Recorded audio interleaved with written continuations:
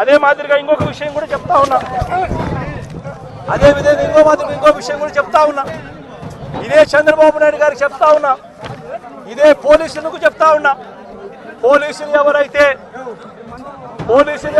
చంద్రబాబు నాయుడు గారిని మెప్పు కోసం, ఎవరైతే పోలీసులు చంద్రబాబు నాయుడు గారి మెప్పు కోసం ఎవరైతే వాళ్ళ టోపీ మీద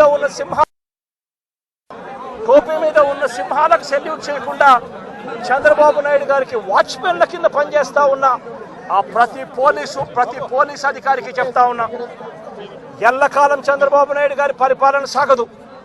చంద్రబాబు నాయుడు గారి పరిపాలన త్వరలోనే వస్తుంది.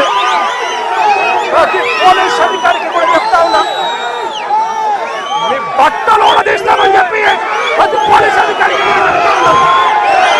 మీ యూనిఫామ్ తీస్తాం, చట్టం మిమ్మల్ని నిలబెడతాం, దోషులుగా మిమ్మల్ని నిలబెట్టి మీ యూనిఫామ్ తీయించి మీకు ఉద్యోగాలు లేకుండా చేస్తామని కూడా ఈ సందర్భంగా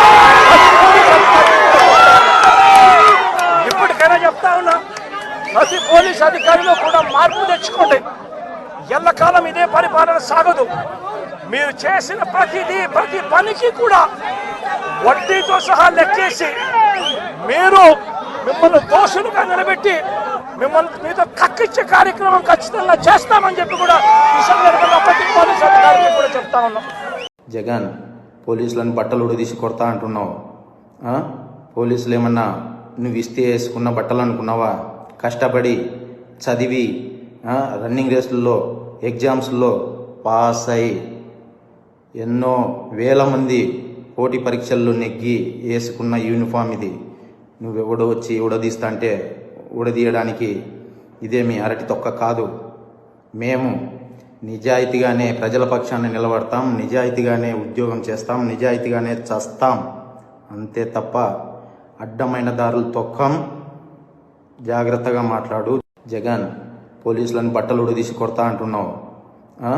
పోలీసులు ఏమన్నా నువ్వు ఇస్తే వేసుకున్న బట్టలు అనుకున్నావా?